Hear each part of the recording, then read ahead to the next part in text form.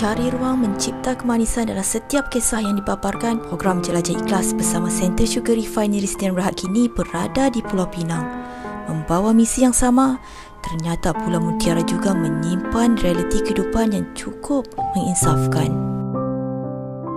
Hanya mampu meneruskan hidup di rumah pusaka yang dipenuhi barangan lusuh selain berbau busuk, Sazali Muhammad Hussein dan adik kembarnya Suhaimi 35 tahun tidak mempunyai keupayaan untuk menguruskan kehidupan sendiri. Mak ingat.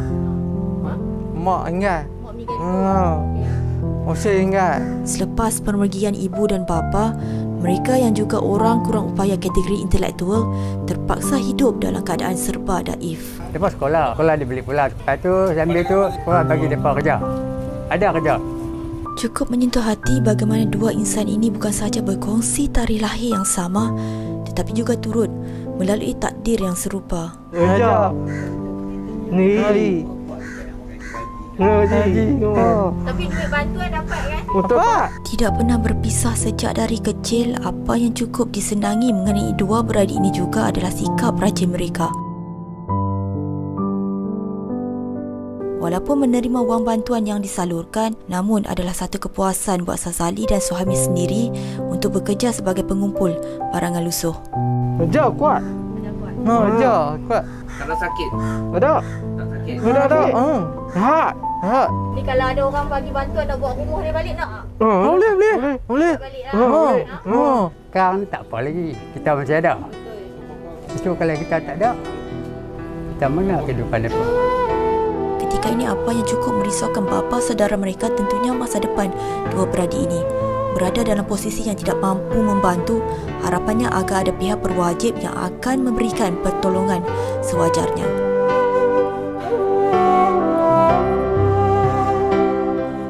Pemergian isteri tercinta sejak 2 tahun lalu meninggalkan kesan emosi yang cukup mendalam buat bapa kepada dua anak ini.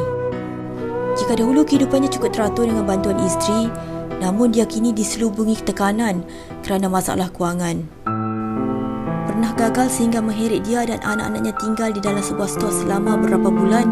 Ketika ini Aziz Ahmad 58 tahun yang juga seorang pengawal keselamatan berjanji, sebagai bapa dia tidak akan sesekali berputus asa. Fokusnya hanya satu, untuk memberikan kehidupan yang lebih baik buat anak-anaknya. Penutupan hotel tempat kerjanya selepas 13 tahun menabur bakti menyebabkan kehidupannya kini dilanda masalah kewangan. Malah di usia 59 tahun, Mimi Abdul Aziz juga turut diuji dengan pemergian suaminya. Hidup sebatang kara kini, bagi Mimi bukan tempat dia untuk merungut nasib diri. Meneruskan hidup sebagai penyambut tetamu dengan gaji berbagi RM200 sebulan, ketika ini tiada apa yang lebih penting buat dirinya untuk sentiasa menghargai rezeki yang diberikan.